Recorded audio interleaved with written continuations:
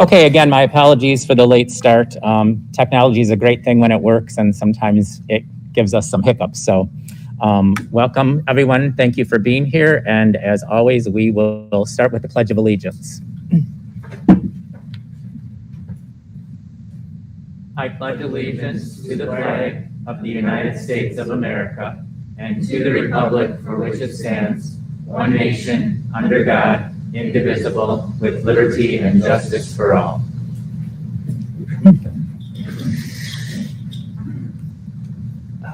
Mr. Dahman, are there any additions or corrections to the agenda that you know of? There are no changes to the agenda. I'll make a motion to approve the agenda as presented. I'll second that. Okay, and just a little bit of, no, you're good. Just a little bit of discussion. There's been a request that we move item G up before F, just because our student rep, Mesa, John, has another appointment that she needs to be at. So is there any problem with that? Nope. No objection. Okay, so given that caveat that we will approve the agenda moving item G up before F, any discussion on that? Okay, the motion was made by Rick and seconded by Dave. Thank you. All in favor, respond with aye. Aye. Opposed, nay. Motion carries. Action on minutes, which are in board docs.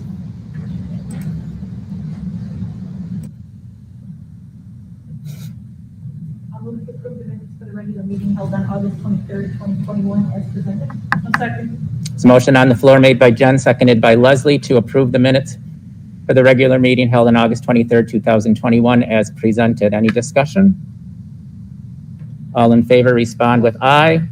Aye. And opposed, nay. Motion carries. Action on vouchers.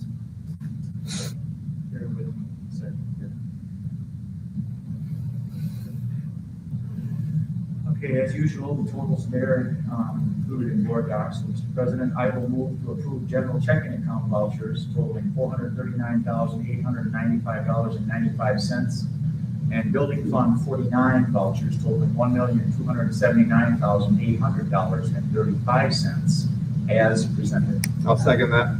Motion on the floor made by Joe, seconded by Rick to approve general checking account vouchers totaling $439,895.95 and building fund 49 vouchers totaling $1,279,800.35 as presented. Any discussion? Hearing none, all in favor respond with aye. Aye. Aye, and opposed, nay. Motion carries. Thank you. So we will scooch down to G. We would like to welcome Mesa Johns, who is a junior this year, and she is the student council. She is representing the student council, and she's going to give us a short report about what's going on at the high school.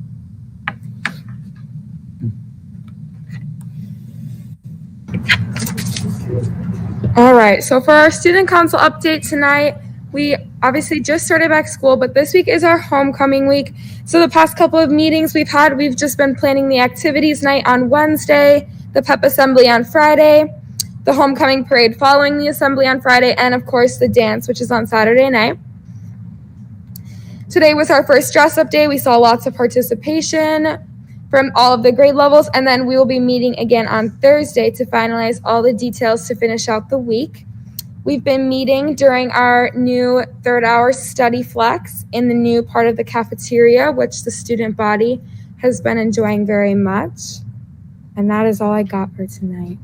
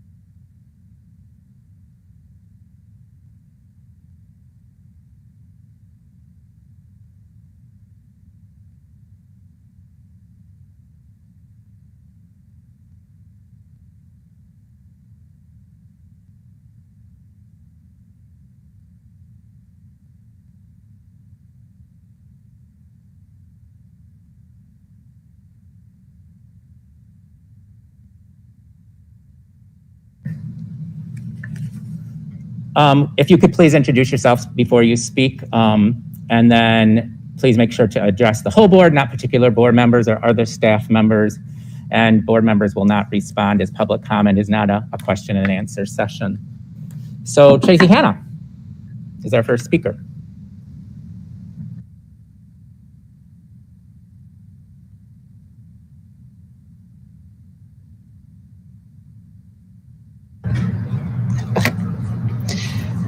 Good evening. My name is Tracy Hanna, and I have a son going in the 7th grade. In regards to the start of the 2021 school year, I would personally like to thank Ms. Zorinsky, Mr. Yacher, and Ms. Frank for their efforts to make all students feel welcome in the middle school. Sometimes the small gestures can be overlooked, so I personally would like to say thank you. My son is very excited to go to school every day. I would also like to request that you, our elected officials, make a motion tonight to return the discussions on COVID protocols to every meeting rather than just waiting until the second meeting of each month. As you are well aware, this is a very important topic to parents, students, and the community, and I feel you are not acting in the manner for which you were elected to only discuss and possibly action once every 30 days. We are well aware that you have given the administration emergency powers to act, but it's been made pretty clear over the past 18 months that no action to reverse the current protocols will be taken without your approval. I have asked for metrics as to when the protocols could end, such as positivity rate, vaccination rates. I've not received a specific response, only that you guys will. I'm going to stop you because the masking isn't on the agenda, and muted. Masking isn't on the agenda, and you have verged into that now. And so, what you're talking about now isn't on the agenda. It won't be on the agenda until the next meeting, the second meeting. So, fair enough. So I am requesting that in regards to the agenda, that this board consider bringing that back on to each and every meeting. I will jump ahead. Lastly, I'd like the board and the administration to review the anti-bullying program within the district, especially when it comes to encouraging students the correct manner in which to wear a mask. I was quite disappointed to hear comments from students, parents, and related to teachers, focusing on a potential switch to virtual school or that they could be making others sick. Let's not put the weight of this pandemic on our children and infer that this is in any way their fault or that they are the cause of anyone getting sick. This is bullying and should be stopped and is related to the start of the 2021 school year. Thank you. thank you. So, Mr. Huffman, I do want to let any other, I don't know how many people are signed up to speak, but we do have a masking requirement. So even when people are speaking, we require masks to be worn. If you're speaking, please remember to keep your mask on. Thank you. Mr. Dahman, could you just check the other sign-up sheet? That's the only person I have signed up, but somebody may have signed up on the second sheet without my knowledge. Okay, thank you. So we will move on to item number 2, the superintendent update. Mr. Dahman, I will turn it over to you.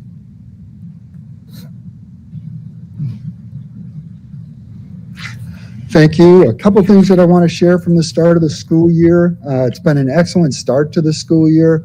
We're really excited to have students back in all of our schools and classes going on. It's always an exciting time of the year, and we're pleased with how well things are going so far.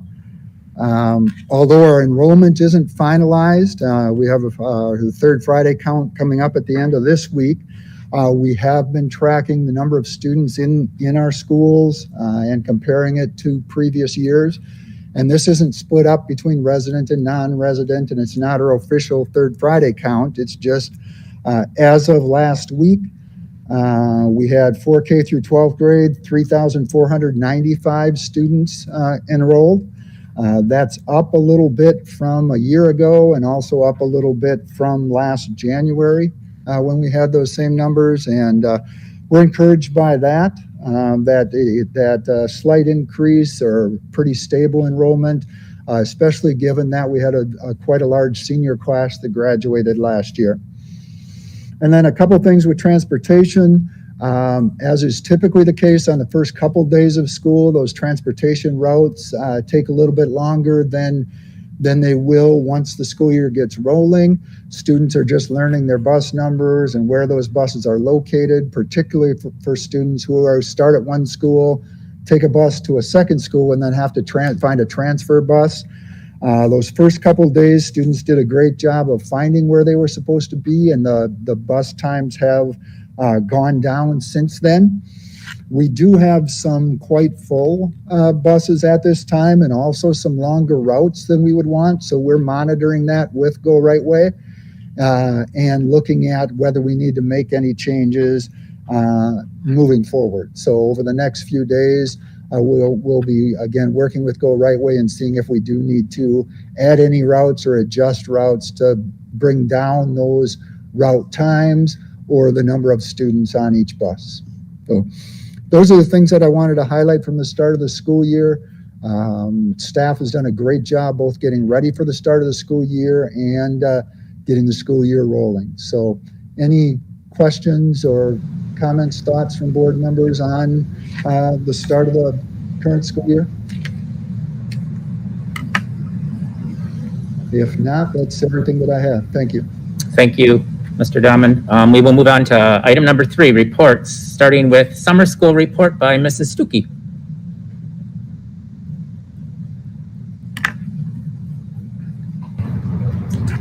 Hello, everybody. I shared a little memo in your board packet, and I put together a quick video that I'm going to have playing for the audience and board if you would like to turn your shoulder and see. While I speak to the summer school highlights, I just have this little video to kind of let people see a little glimpse into what summer school was like for us this past summer. We were thrilled to be back in person last summer, and we started out with a pretty full load of classes where we weren't quite exactly to the level we had been in 2019, but we were very proud to offer a huge variety of courses for our 4K through high school students, including high school credit recovery classes, and the bulk of our classes being enrichment classes held at Milton East, the Northside Middle School, and just a couple of classes at the high school level. So we did a great job. I felt like our staff gets all the credit there. They did a great job of having the first experience where our young children were not cohorted. They were all able to share materials and they were able to share spaces. We partnered with Right Way, who helped us safely transport children between buildings so that we could have children take classes that really matched their interests in the different buildings. I think a big change this year was that we moved most of our classes to a 60-minute format instead of 90 minutes. That offered children 3 options for classes in the morning instead of just 2.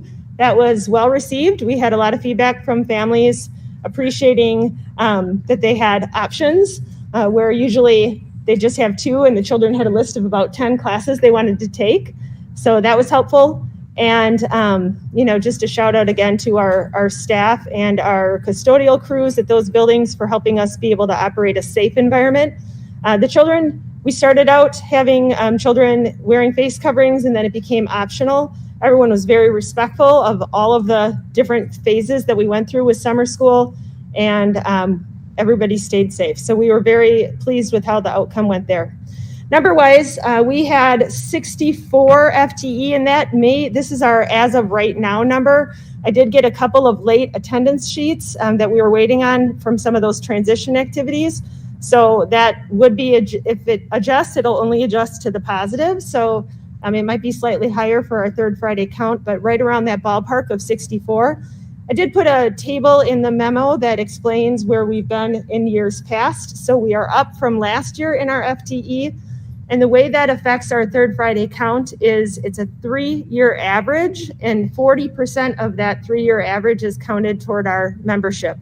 So anytime we can get our membership higher for summer school, that's a better thing for not only the summer school program, as far as opportunities for our children, but also for our third Friday count, which affects the full district funding. So we were very pleased to see the numbers rebounding a bit and hope to continue to grow that over time. I listed some factors. I won't go into those at this point, but I know those are posted as well, just different things that happen that affect.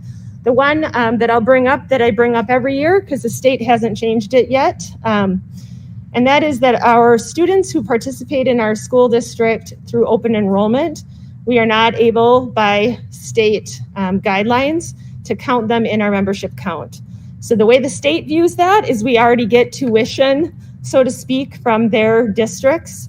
So if they are residents of, say, Fort Atkinson, but they attend Milton schools, if they come to us for summer school, Fort Atkinson already covered their open enrollment fee.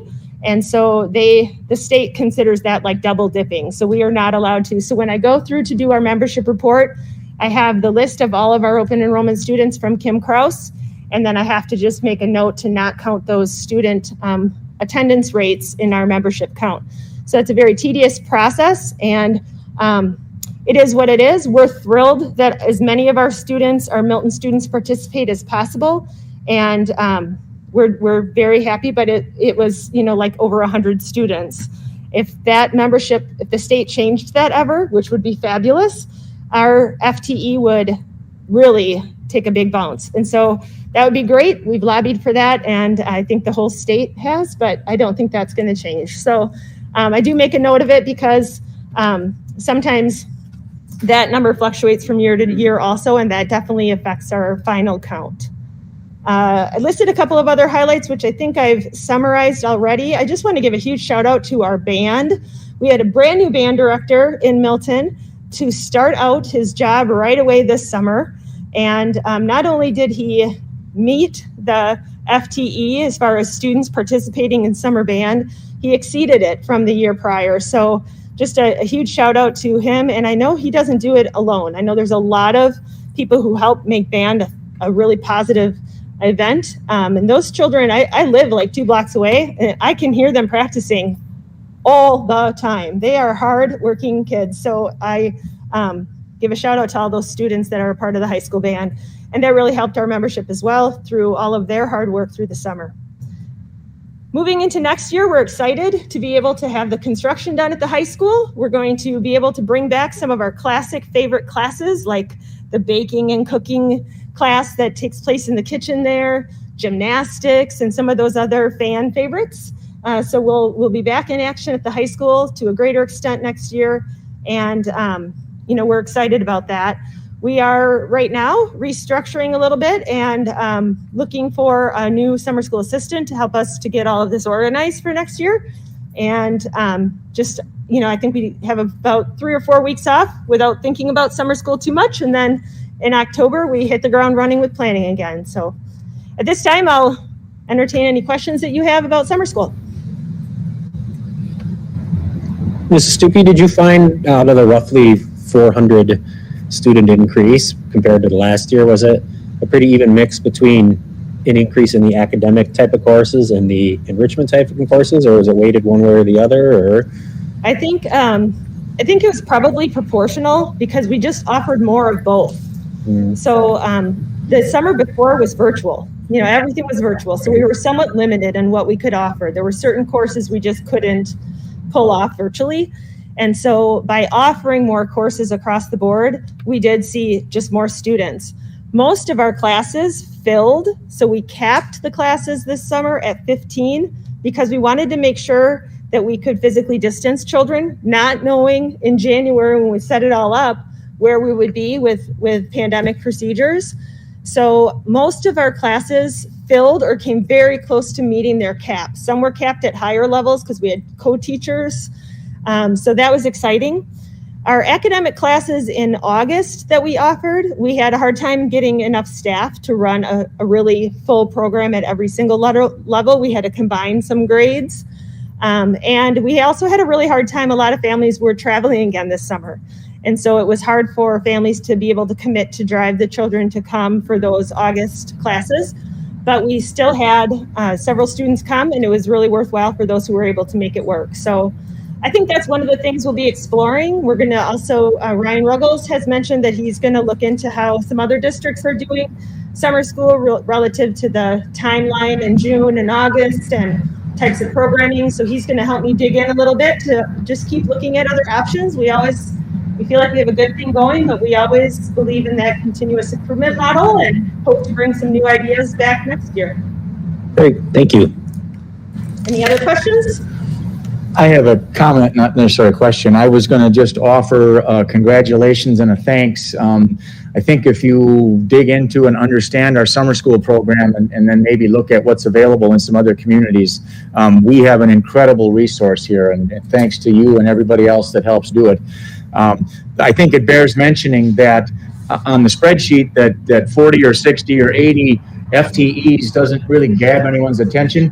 1,600 kids, 4K to 12, that grabs people's attention in my mind. And I think that if we're, that's just a tick under half of our entire student population. So and the only thing that would bear that out, if you live or work in around Milton, try to get through here on a Monday week or a weekday morning. But anyway, hats off. The summer school program is just top flight. And if there's families out there that don't take advantage of it, I would certainly offer them or hope that they would. Thank you. Sarah, I just have a quick question. Do you anticipate next summer possibly doing the 60-minute classes again since they were successful this year? I do. I heard a couple of teachers had expressed that it was really hard, especially for our very young students. It takes young children a really long time to transition. So we did keep our 4K classes at 90 minutes, and we would continue to do that because in 60 minutes with those little ones, by the time you kind of get them in the room, get them started, you'd have to start transitioning to pack up. And so we did keep that one at 90 minutes. We kept field biology at 90. So we tried to be reasonable with the type of class and pair it with what structure would work best for that particular course.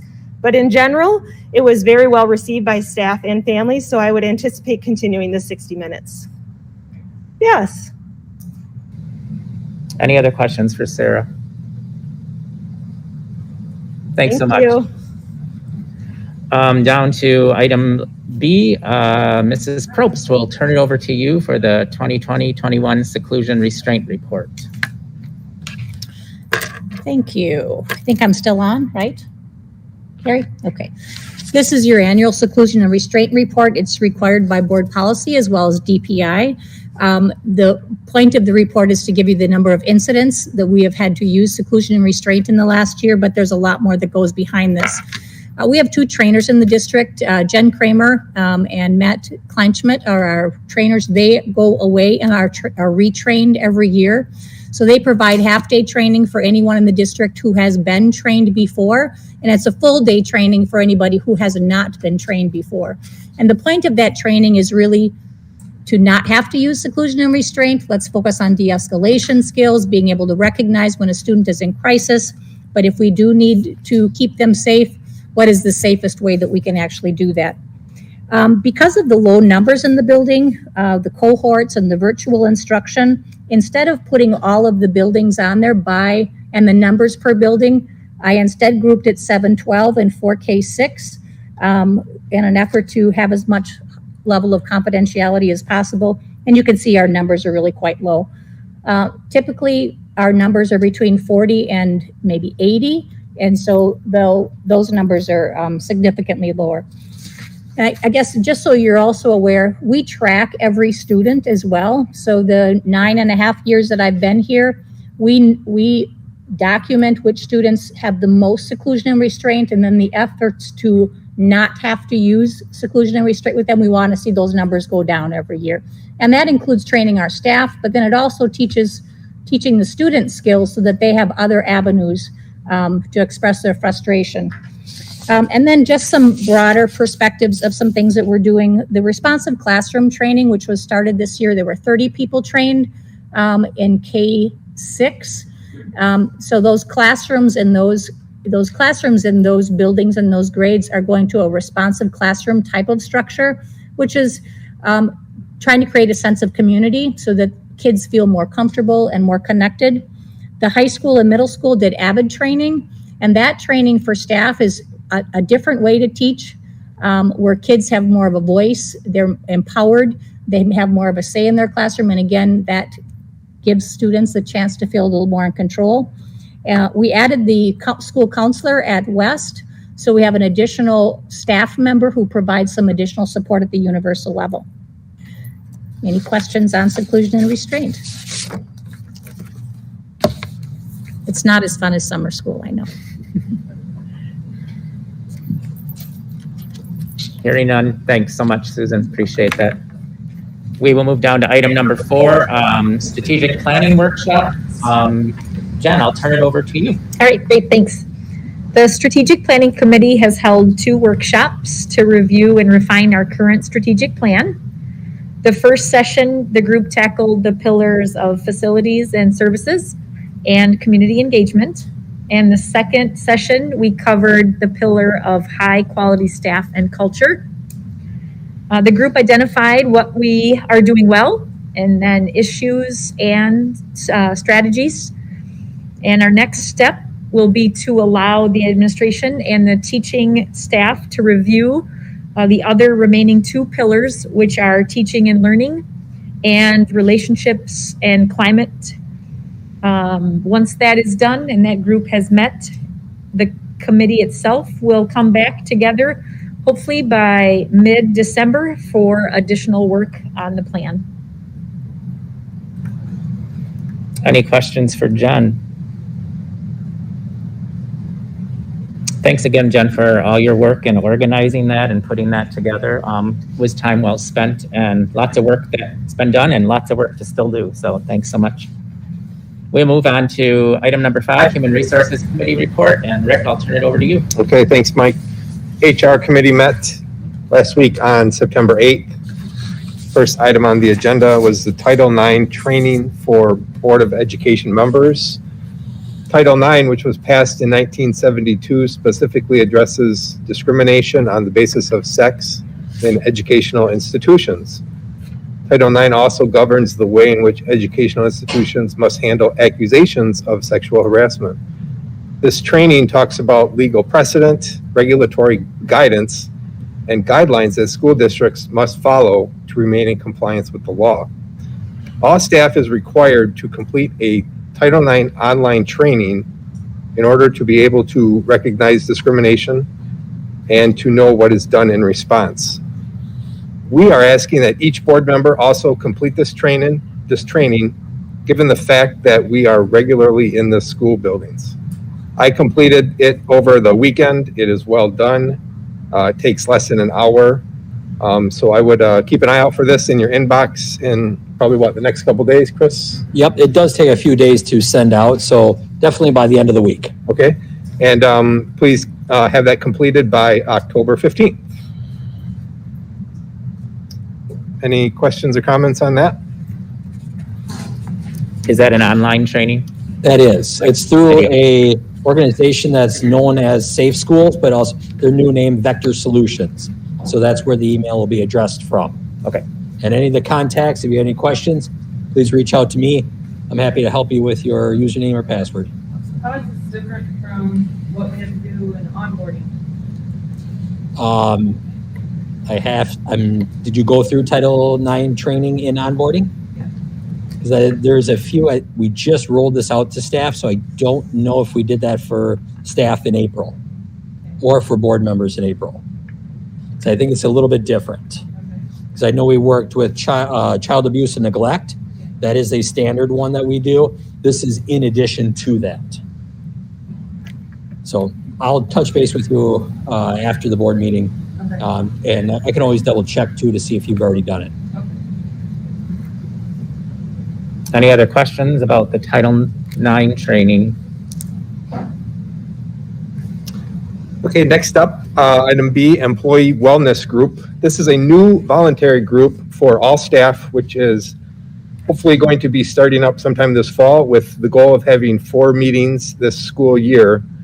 This will allow staff to work with each other and some of the staff from Dean Health to work on all areas of employee health, such as exercise, mental health, healthy eating, and whatever else they may choose to cover in this group.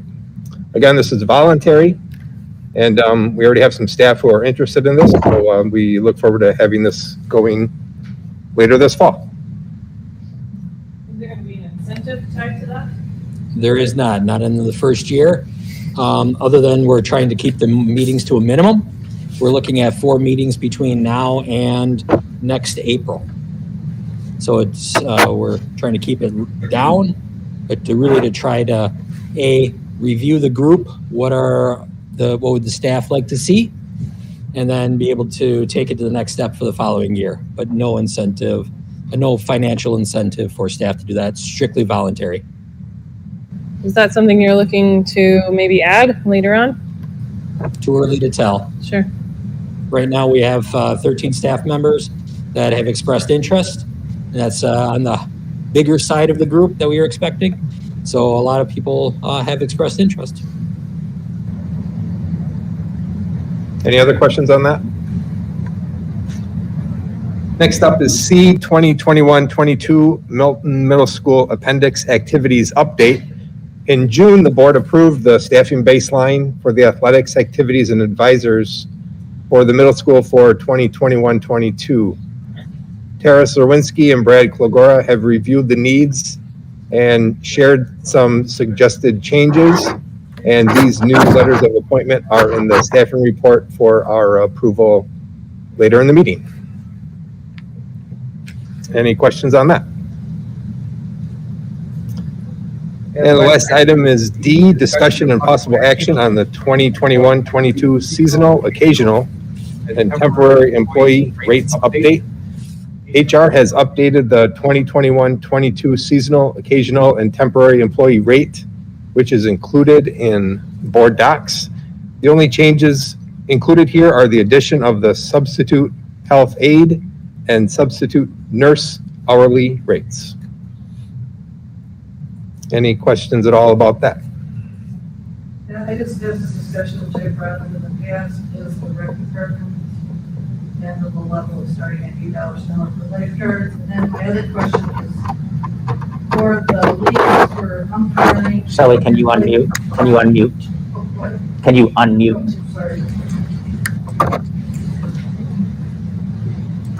Like I said, I have questions on the lifeguard rates and the umpiring rates. Do they get recognized for having any WIA certification and get paid more for that or not? They do not on the umpire rates. Those rates are the established rates, whether they're WIA certified or not. Because that's timely and taking the yearly tests and things like that. Yep. Guards, minimum should be starting out at $12 an hour and working our way up there. And I don't see any delineation or recognition if a first, second, third, fourth year guard has WSI also. And we do that. There is recognition for that, but I'd have to go back to double check that. But we do recognize for WIA certification with the lifeguards. I saw it for the head lifeguard, but not for the other ones for teaching lessons. So I'm probably going to vote no on this because of that, and I brought it up. So you know my concerns about it. And Shelley, and based off of our last conversation, I did talk with Lance, and we are looking into that this year, so that for the upcoming 22-23 year, we would be bringing forth some recommendations about that. So right now, we are looking to see what other programs are paying lifeguards, so we have that data collection behind it. And will this will be in place then for next summer, these rates, correct? These will go into the beginning of June. Right. And then whatever new rates that we bring forward to the board's consideration, that would be starting July 1. If we had approved something different. Correct. Is it possible to table this until you find out what others are? And absolutely, you could do that, but then we wouldn't be able to pay our substitute health aides and our substitute nurse. Gotcha. I saw It's Carrie's head shaking very. It is possible, though, if this does get approved by the board tonight and we decide to make a change for the individual groups, we could always bring that back individually too at a later date.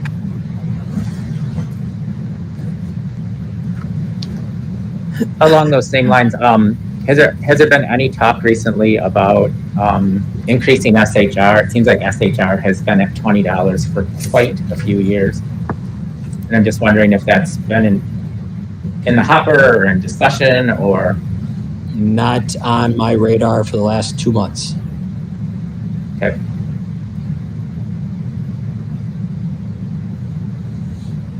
Any other questions or comments on this topic?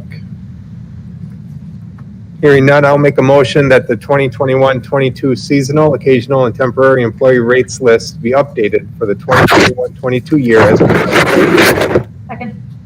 There's a motion on the floor made by Rick, seconded by Jen. that the 2021-22 seasonal, occasional, and temporary employee rates list be updated for the 2021-22 school year as presented. Is there any more discussion? Hearing none, all in favor respond with aye. Aye. And opposed, nay. Motion carries. Thank you, Rick, and thank you, Chris. We will move down to item number 6, the Finance Committee report. And Mr. Martin, I will turn it over to you. Okay, I'm unmuted, so I guess I'm good here. So we, as the Finance Committee, met a week ago, last week, one day, following the day after our strategic planning meeting, I guess. And a couple items on the agenda. I see Carrie in the wings there. I'm going to give as much of the background as I can off the top of my head. And feel free to correct me if I'm stepping out of line there. But so at any rate, letter A there is kind of a long-winded discussion or explanation of what we're looking at. It's relative to short-term cash flow borrowing. And just as a real high-level view there, it is exactly that. Cash flow for the district is not always exactly lined up as far as monies coming in don't line up exactly with the monies that we have to pay out. I think if you understand the chunks of our revenue that come from either local sources or state sources come in periodic times throughout the year, and our expenses, if you think like payroll, is very regular, every 2 weeks or whatever we do for a payroll schedule, such that when Carrie does an analysis and shows us a year snapshot at a time, this particular period right in front of us, mid to late October through November and December, we don't have sufficient revenues to maybe meet all of our anticipated obligations. So we have to look at some way to bridge that gap a little bit. Historically, not every year, but most years in the recent past, we've done some borrowing to cover that gap. There's a couple options to cover that or to borrow that money. One of which is to join other school districts in a pooled borrow that is done with a bond type of a system that allows us to, in aggregate, pool with other districts to borrow a large amount of money that's done at an incredibly good rate that flows through to give us a very attractive rate to do that. That's typically done on a 1 year or a little bit less type of a window. And then we have the option to augment that with what we call line of credit, a short-term line of credit that we can go to our local financial institutions and offer them the opportunity to participate in that. And we've done that successfully several times. And Carrie is proposing for us the exact same scenario whereby we would use both sources such that I will make a motion here shortly such that our anticipated participation in the pool, if you will, through an organization called PMA, we would, if we take the appropriate action here, would potentially be borrowing $1.4 million through the pooled resources that way. And we anticipate, not tonight, but coming back to supplement that with an approval to go to our local financial institutions here with potentially $1.9 million in a line of credit that would be used on a much shorter term basis typically to cover some of these shortfalls that we have here in the upcoming time frame. So before I put the motion on the floor, I will ask Carrie if she needs anything to add to that and any questions anybody has, and then I will put a motion forward. So, this is fair to, remember last year we spent a bit of time talking about it. Unmute, Carrie, can you unmute maybe? Thank you. Unmuted because you want to hear every word I have to say. Got it. If you recall last year, we spent a bit more time going through some graphs of when our shortfalls happened during the year. Included in your packet is a document that PMA puts together for us. And on there's a chart that includes the deficits. And if you look at October and November, we have very little money coming in during that time. And obviously that's the time we're going to fall short. The only other thing I would add to what you said, Joe, is that we are looking at getting a short-term note rather than a bond. A bond is a little bit different. So we want, in your motion is around doing a short-term note, okay? And a short-term note is typically just a little over a year. We're allowed to go, I think it's up to 13 months. So we will borrow the 1.4 from PMA for that longer term. And then with regard to our local banks, we will try to keep that length of time as short as possible. And on the horizon, it looks like we will be able to do that successfully this year. Any questions on what we're talking about? Gary, I have a question real quick. Are you able to negotiate the rates for the PMA? So the way this process works is we are pooled in with other districts. They're going for $60 million. And so PMA will go to the marketplace and solicit bids. Okay? And then our local portion, we also solicit bids from our 2 local banks. So we're not negotiating that rate, but the competitive process is around a bidding process. Do you have any estimate, Carrie, of what the rate will be through PMA? Do they give you any indication of that? Well, they do mention that they're hoping for an all-in of 0.6, meaning that after it's costed out, the all-in is 0.6. So we had a very competitive rate last year as well, and it looks like the marketplace is the same as this year. And the line of credit? I did not solicit that information from our participants. Last year, I think the rates were between like 2.5 and 3%. But that was last year. When do we pay this money back? So with the line of credit, we pay it back as soon as we can. And then with this money, we typically pay back, I believe, in September. So we keep it about a year, that September-October window. And just to be clear, we're doing this in 2 steps. So tonight we're only doing, I'm sorry, Carrie. I'll repeat that. Just to be clear, we're doing this in 2 steps. So tonight's motion that I'll put forward is only relative to the activity with PMA or with the pooled borrow. We will do the short-term or the line of credit stuff in a subsequent meeting. So we're borrowing 1.4. What's the final total of cost by next September that we would be paying back? Is it just 1.4 that we pay back? Or we'll pay back the principal. Yeah. And then we'll pay whatever interest that we have on the loan. But you don't know Last what year that it is? was less than $20,000. Okay, thank you for that. Does that help? Mm-hmm. Okay. So is the note always specifically for a time frame? So is it a 12-year note? Is it a 10-month or 12-month, 10-month? What's the pool? It's for the specific time.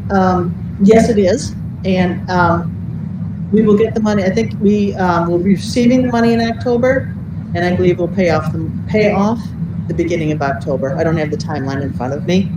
It can be, we can go do this on our own if we choose to, and we hire bond counsel and we could do it on our own. But when you're in a pool with a lot of other people, you get a better rate. So you go with the timeline that they've established.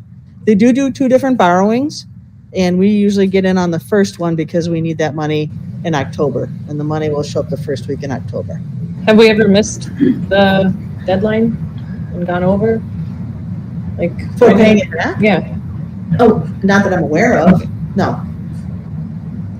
I mean, I've only been here for a year. We paid back this year. We should be good.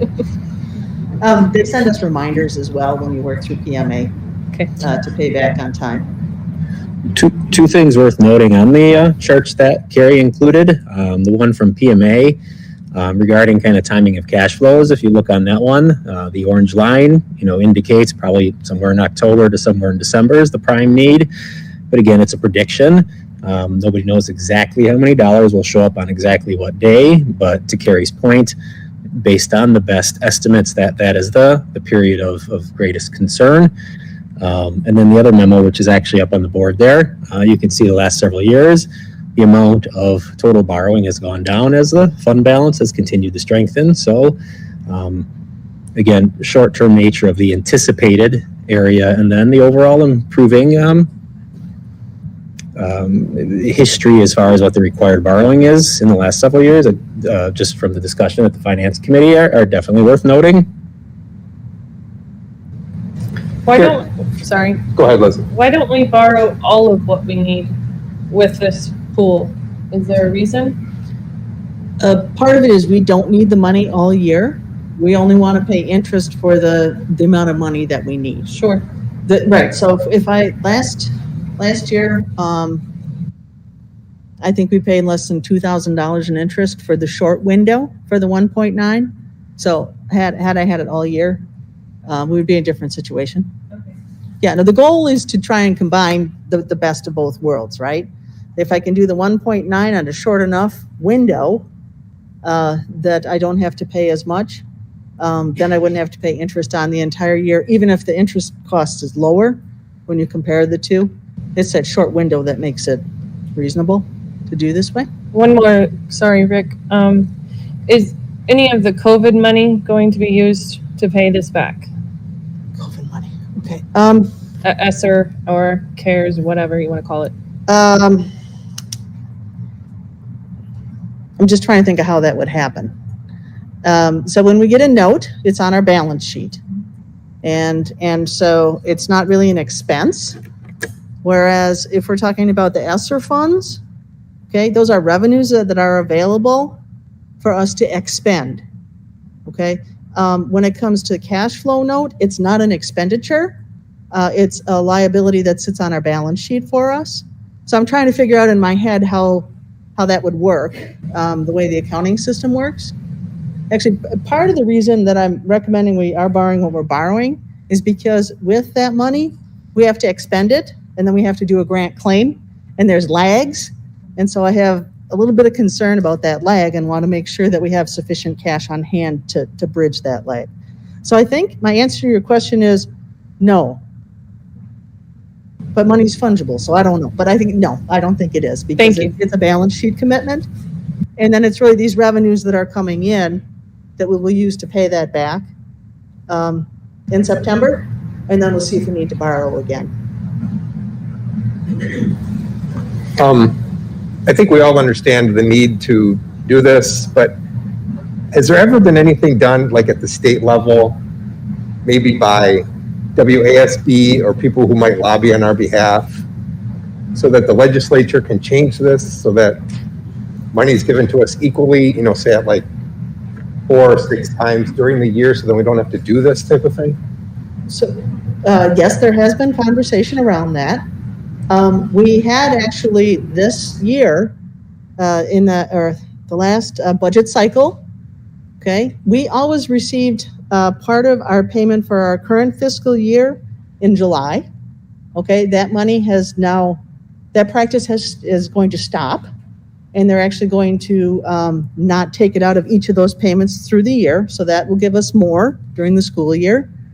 The other thing you need to remember is half of our revenues come from taxes, and we're going to get our tax money in August. We get a good chunk of it in August, and then in the winter. So even if they were to adjust the aid payments, depending upon where the district sits between aid payments and tax levy payments, it may or may not resolve the cash flow situation for people.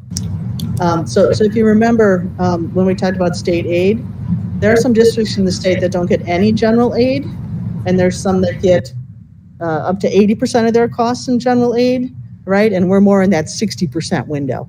So the request has been made, and there are some districts that would benefit from that, but not all districts would benefit from that. But it has been discussed, and I'm not sure of the logic of where they landed, where they did in their decision making.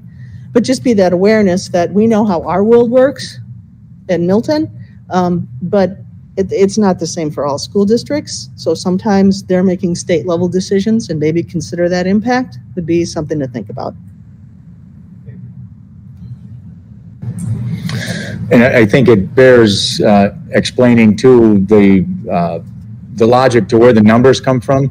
And correct me if I'm wrong too, Carrie. 1.9 million is the most we can use in the line of credit, and in an effort to minimize the interest expense, you use that program to the limit that you can, and the additional funds you need, in this case 1.4, is gone into the pool that you would have for the whole year. Is that correct to say that? Right, the 1.4 will carry us throughout the year. Right. And 1.9 for me is when we hit those really severe crunch windows of a couple weeks. Right. Yes. But I think, is it correct to say 1.9 is the most we can do through the line of credit? I cannot affirmatively, I'm not sure. Well, it was explained to me that way several years ago, so that may or may not be Right. completely accurate, but that was the rationale between why we would use both sources. And of course, with the line of credit, like she mentioned, that can be used for a few weeks at a time, so you really minimize the amount of interest that you pay, so. Right. And this is new to me to do line of credit, so I'm not the expert. I just have figured out how to try and do this in the most cost-effective manner. Okay, Mr. President, I will move to approve the resolution authorizing temporary borrowing in an amount not to exceed $1,400,000, issuance of the tax and revenue anticipation promissory notes, and participation in the PMA levy and aid anticipation notes program. I'll second that. There's a motion on the floor made by Joe, seconded by Rick, to approve the resolution authorizing temporary borrowing in an amount not to exceed $1,400,000, issuance of tax and revenue anticipation promissory notes, and participation in the PMA levy and aid anticipation notes program. Is there any more discussion on this? Hearing none, all in favor respond with aye. Oop, We need a roll call. It's required. Thank you. We will roll call. Shelley, I'll start with you. Yes. Jen? Yes. Rick? Yes. Mike is a yes. Leslie? Yes. Joe? Yes. And Dave? Yes. Motion carries. Thank you, Joe. And item B? Yes, the second part of our discussion at Finance Committee was centered around, as it says on the agenda there, discussion and possible acquisition of and improvements to Central Park. So here again, I'm sorry. Good Lord, Joseph. Thank you. So here again, I'll give what I know for background, because I probably have a little bit of that with this issue. Central Park, if you all folks know, is adjacent to our high school property there, north of the football stadium, north of our high school building, butting up against Municipal Park, or Municipal Drive. Owned by the city of Milton, used by the community in general and the school district. And Stephen's going to help me here in a few minutes, but the piece that's really driving the train here are the tennis courts. And Kim has a display up on the screen there that you can all see. The tennis courts are obviously in the bright green color. Those are, you're all familiar with them when you drive by. They are actually in Central Park. They are actually built and maintained by the school district of Milton. Decades ago, there was a memorandum of understanding between us and the city to do it in that fashion, and it has worked that way for a long, long time. But what's really pushing this envelope a little bit for us is the condition of those tennis courts. This board had this discussion about 3 years ago, and they are in need of major renovation and repair. And for us to do that on a property we don't own gave us some pause for a minute at least.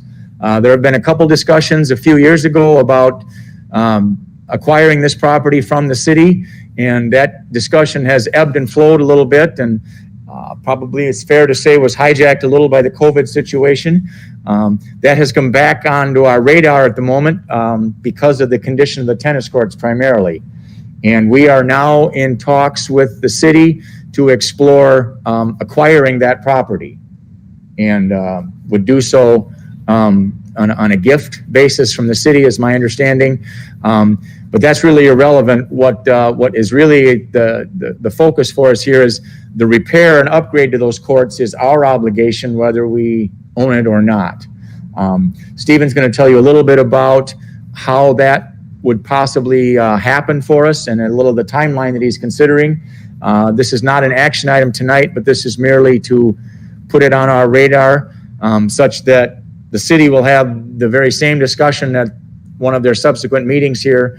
And we hope to be able to move fairly quickly on this. If all parties are lined up, we would actually get moving on this sooner than later. So Stephen, what'd I miss? I unmuted myself. I remembered that, so here we go. Thanks for the lead-in, Joe. You pretty much covered it exactly as we talked about it at the Finance Committee meeting. You know, back in late 2018 and early 2019, we got pretty far into the process with both our contracted civil engineering service, which designed this tennis court facility, as well as the conversations with the city of Milton with acquiring Central Park. And like Joe said, the number one driver of that was the replacement of the tennis courts themselves. Over the 30 plus years that they've been the way they are, we've done everything that we could to maintain those courts, but being 30 plus years old, they're well past their useful life. And the only way we can really continue to have tennis courts that we can use on a daily basis, whether that's for Phi Ed summer school, as well as boys and girls tennis programs, would be to replace them pretty much where they sit today. What you're looking at there is what we had really dialed in on. It's just a slight expansion of the tennis court facility, just to allow some seating in between each set of courts. The parking lot is also in need of replacement, and that was also required due to ADA accessibility for any visitors or people that might want to come and use the facility outside of any school district use. I did want to mention too that Central Park has been used by a wide variety of groups other than the school district for use of the tennis courts, such as the softball diamond that you see there.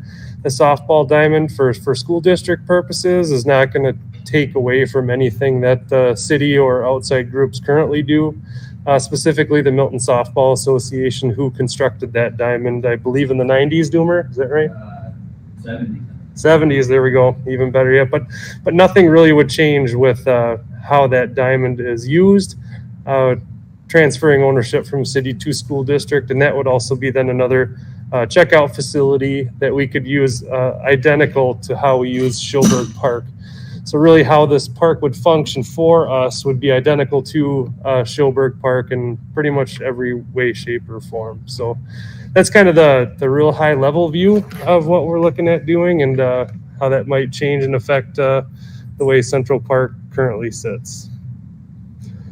We did also back in 2018-19 get rough orders of magnitude for what these improvements could potentially cost. These improvements were never hard bid. These were numbers that were provided to us as estimates from our civil engineer. And between the parking lot and the tennis court reconstruction, including fencing and all that good stuff, was around $400,000. And those numbers were updated to 2021 numbers. So ideally, if this project moves forward and we are able to obtain this park from the city, we would look at bidding this project in January, where we're most likely to obtain the best possible construction numbers for contractors looking to line up their work for summer of 2022, and construction most likely to take place when frost gets out of the ground in the springtime would be the ideal track for this to continue on. Joe, you're talking about getting rid of those courts, building brand new ones. Correct. Okay. So they would strip off the asphalt, the base course, fencing, everything that's sitting there, and everything would be replaced exactly where the footprint sits today. Is 8 courts enough? In talking with the high school and people that use it, 8 courts is enough. If we did expand onto that, we could go down into that lowest part that used to be the ice rink. But one of the unique things that we are looking at adding to Central Park too, and you can kind of notice where the ice rink used to be there, with the expansion onto the high school through the referendum, we actually displaced shot put and discus to some regards. So you see discus there in right field and shot put down on the ice rink there too. So this is kind of a win to keep your track and field events really close together in a safe manner as well. Does this include any of the property to the east of Hilltop? It does not. Nope. Hilltop would be the boundary. Would there be lights on the courts? We didn't initially have lights as part of the project, but we did plan for conduit to be put underneath the asphalt so that lights can be added in the future without disturbing the courts that we would be constructing now. Would this money come from? So the way to think about this is we already operate a park, Chilbrook Park. This would be, in essence, acquiring a second park that we would operate. Those are able to be funded through what we call Fund 80, which has a separate small tax assessment for it, so it does not become part of our operational expenses. The expenses for those parks and their upkeep, maintenance, improvements, et cetera, are able to be funded through a tax assessment. Is that, did I explain that right? Fund 80, we have a small assessment on our tax. I would add, if I can, that Fund 80 is also called the Community Service Fund. Right. And since we have public parks, we fund the care for those parks through a tax levy. The other activities that we do for community programs tend to be self-funded, but when it comes to care and maintenance of the facility, we levy a tax to do that. And the last 2 years, that tax has been around $300,000. And then if you recall from the annual meeting when we did the budget hearing portion, we did talk about this year's levy. Based on estimates at that time, we'll find out October 15th what we're going to get for state aid, but based on those estimates, we are projecting a decrease in our levy. So one of the typical goals, and we kind of touched on it at the meeting, was that keeping the tax levy even is not an uncommon goal for board members because people don't like their bills going up and down, if you will. And so if we're forced to go down, when life changes, we're going to be forced to go up. So this would be an option to fund the project or a portion of the project out of that levy, and at the same time not really increasing our overall levy from the prior year. Does that make sense? Okay. And again, remember, we had estimates at the time of the annual meeting, so we're not exactly sure. But those dollars are levied for the community programs, and in our district, that's also for care of the community park.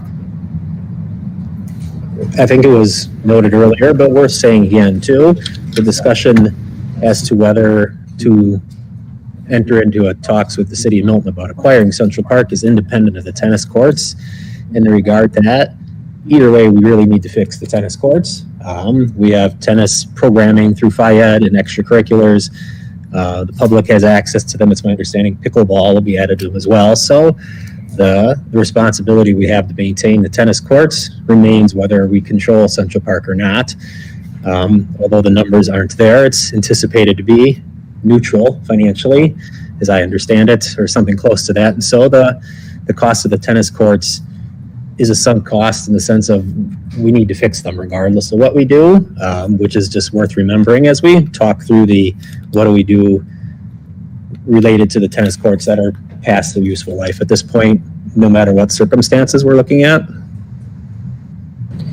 If we don't acquire the park for whatever reason and we fix the tennis courts, do we have, is the plan still to also do the parking lot regardless if we acquire the park or not? We haven't had a specific conversation about that. Goal number one for us is to obtain the park, and the city has been very willing to keep those discussions going. So I think that's most likely the trajectory that we're on. Sure. Just curious if for whatever reason it doesn't happen. Sure. I think if I may, I think part of the reason is totally redoing the tennis courts is a significant investment. And I'm not sure how anxious we are to make that kind of investment in a property that isn't ours, which you probably already mentioned, right? Yep. But just kind of loop back to that. The courts do need repair, and it's a question of if the park is not ours, how much do we invest in that repair? So we just kind of need to be mindful of that. And like Joe mentioned at the beginning, back in 2018 or 19, the board at that time wasn't really interested in making a huge investment in the courts if the property wasn't our own. So we had explored at other times, what other partnerships we could make with other outside groups like PTF or whoever else in Janesville to have our tennis programming, but that takes it off site, and that was also undesirable at that time as well, just to give you a little more history to where those conversations were. Well, and also, isn't it accurate to say that if we don't acquire the park, the $400,000 price tag is not eligible for the Fund 80 treatment for covering the expense? Right, It would have to come out of our maintenance budget. I believe so. I believe so. If it's part of improving a park that we own, then it's very clearly part of that funding activity. Right. If it's not, and historically I was been in operations, it's good. I don't believe that you can just pull that out and do that piece. Yeah. Right. And one other thing that we've looked at historically is what if we didn't improve them at Schilberg Park didn't do it at Central Park and built tennis courts at Schilberg Park. Operationally, there's really no space left there to put a facility like this. So that's why it remained desirable to keep them at Central Park. I'm just wondering why we originally built them there if we didn't own the property anyway, knowing that we would have to maintain them. Obviously, they were okay with that in the beginning. Well, when they were built, we didn't have Schilberg Park. Right. So we did not have the land adjacent to the high school, so we had very few choices for a footprint. So I'm sure that the discussion with the city was, hey, can we use that little piece right there? We'll pay for it and you guys can use it. I'm surmising, I certainly wasn't in on that discussion, but that's. See, I just have a couple of questions too. Sure. So do you know, what kind of revenue does the city generate from that park as it relates to fees for rentals, or what kind of revenue is being generated there right now? That is an excellent question that I do not have the answer to, but we can definitely look into that and get back to you about Because that. there again, I feel like if we're going to use the Fund 80, right, at Schilberg, there's revenue sources coming in for fees, rentals and such. So again, if at some point, if we're not going to add income to that, is there a future plan? If in fact this park becomes the school district's, is there going to be a plan to generate some kind of revenue? It would be treated pretty much the same as we treat Schilberg Park right now for renting the pavilion at Schilberg Park. You'd be able to rent the pavilion at Central Park, and that would be handled through MREC. Yep. And I'm assuming that it would track very similarly to what we bring in for revenue at Schilberg, but we don't know what the city's getting. Okay. And then the liability insurance. So do we have any idea what the city is paying for liability insurance on that property? Certainly if we're going to have community members at that park, we're going to have additional liability insurance. Right, it would be an increase in our properties. Would it be an increase? We already own the courts themselves. I mean, so we don't own the land, but the courts are the school districts.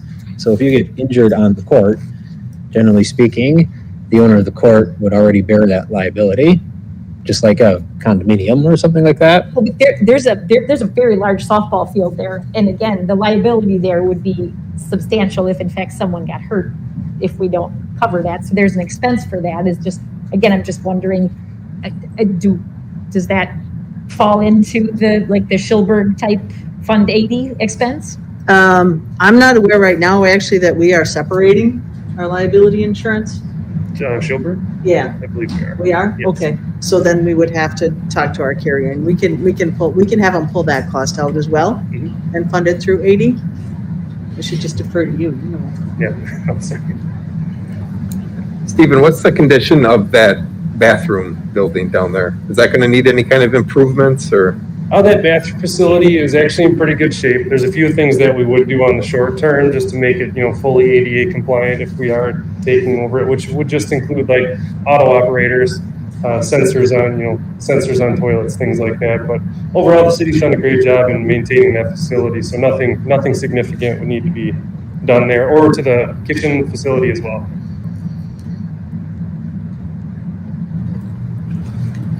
So if I can just share a little bit on kind of next steps. The city of Milton is aware of our interest, and they have a common council meeting coming up. I believe it's between now and our next school board meeting. So if there isn't anything that we can take action on, we are discussing the possibility, if the city approves moving forward with this transfer of real property, once they take action, then we would bring it back to our board to choose to move forward or not move forward. But as Stephen had shared earlier, and I believe Joe had mentioned too, ideally for us, it would be something that we would move fairly quickly on so that we could make plans on both the financial end and adding that to our levy for the coming year, and then prepare for bids so that we could get that work done as soon as possible. There are a couple of questions that board members asked that kind of got at the idea of, well, what if this doesn't work out? What if the city doesn't agree to it, or we decide not to move forward?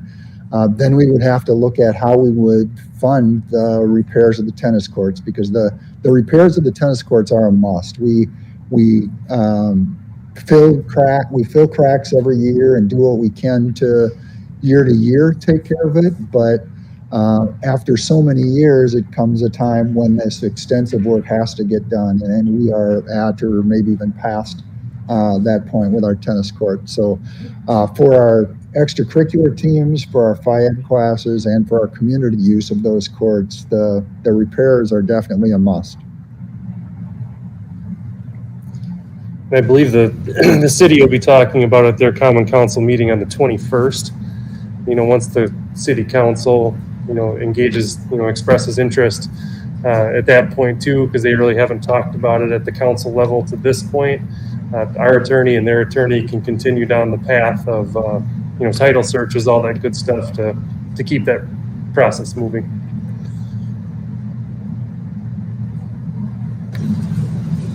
Any other questions for Stephen?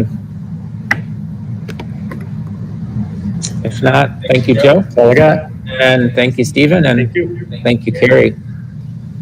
Moving down to item number 7, new business. Action on 2021-22 open enrollment alternative applications, which are in board docs. I'll make a motion to approve the 2021-22 open enrollment alternative applications as presented. Second.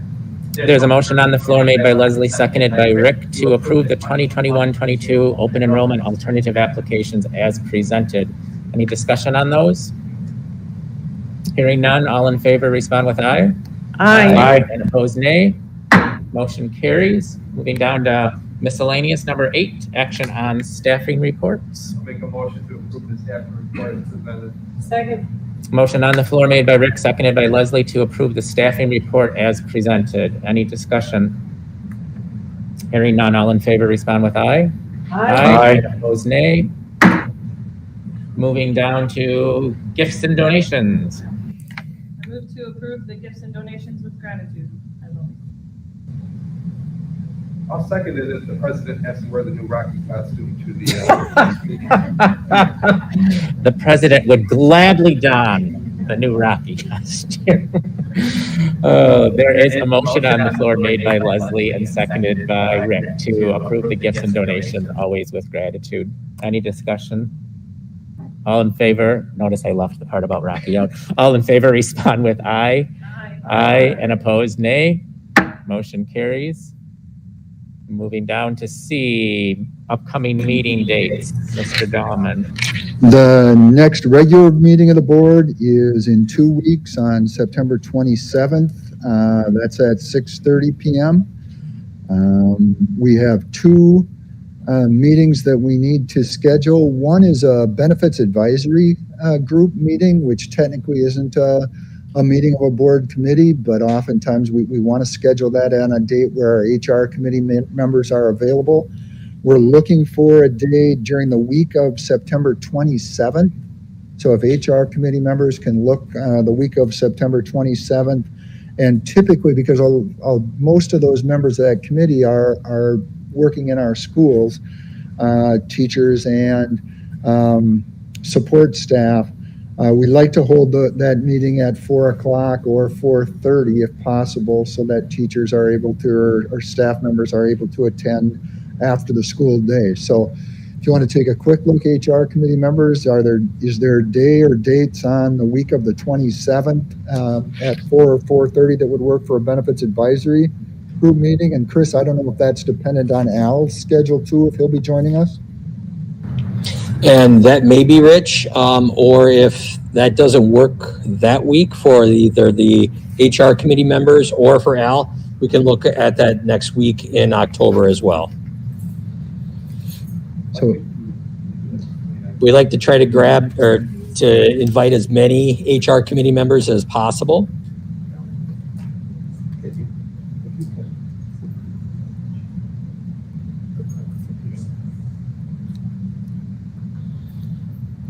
You got any special day or anything, Joe? That week doesn't work for me at all, but plan around. Okay. Get it scheduled.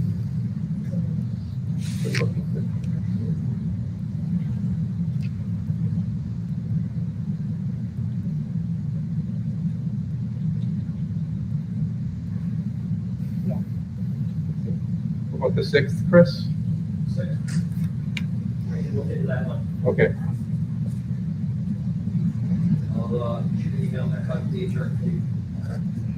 And then the other to schedule is in mid-October. We're looking at a date of October 13th for a curriculum committee meeting.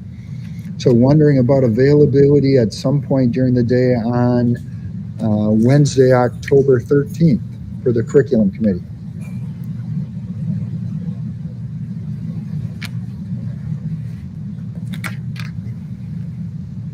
I'm good, I can do, just haven't been at 10, but it's great rest of the week. More than that, I'm free.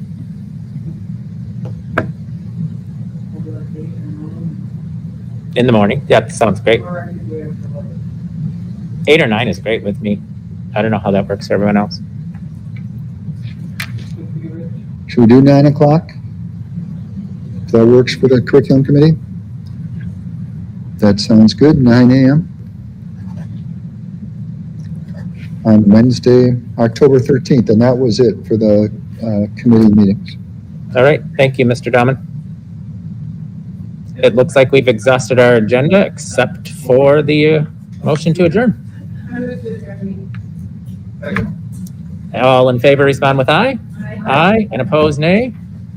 Motion carries. Thank you, everyone.